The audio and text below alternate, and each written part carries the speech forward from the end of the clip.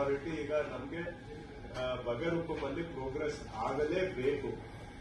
ಕೆಲವರು ಆಸಕ್ತಿ ತಗೊಂಡು ಈಗ ಕೆಲವು ಕಡೆ ಪ್ರೋಗ್ರೆಸ್ ಆಗ್ತಾ ಇದೆ ಅಂದ್ರೆ ಬೇರೆಯವರು ಮಾಡಬಹುದು.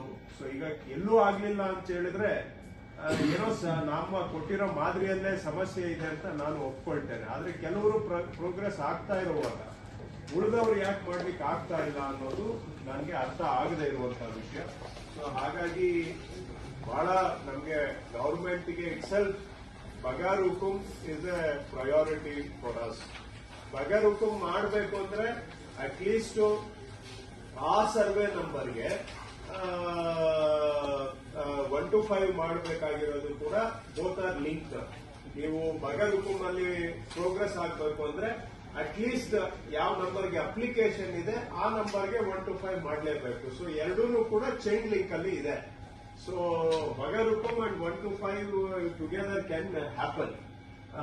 1 to 5 ಅಲ್ಲಿ ಅಲ್ಲಿ ಸ್ವಲ್ಪ ಪ್ರೋಗ್ರೆಸ್ ಆಗಿದೆ. ಲಾಟ್ ಆಫ್ ಸ್ಟಾರ್ಟಿಂಗ್ ಅಲ್ಲಿ ಕನ್ಫ್ಯೂಷನ್ ಇತ್ತು. ಈಗ ತುಂಬಾ 1 to 5 ಅನ್ನು ಕೂಡ ಸರಳೀಕರಣ ಮಾಡಿದ್ದೇವೆ.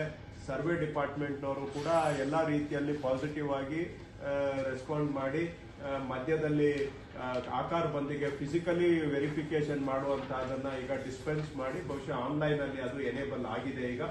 ಸೊ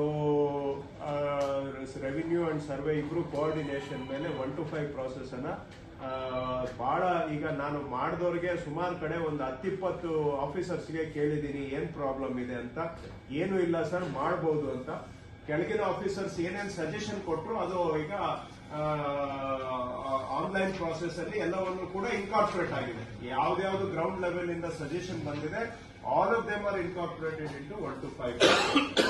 ಸೊ ಹಾಗೇನೆ ಅದರಲ್ಲಿ ಎಸಿಗೆ DDLR ಗೆ ಬೇಕಿಲ್ಲ ಅಂತ ಹೇಳಿದ್ರು. ಈಗ AC DDLR ಎರಡೂ ಕೂಡ ತೆಗೆದು ಹಾಕಿನೂ ಆಗಿದೆ ಈಗ.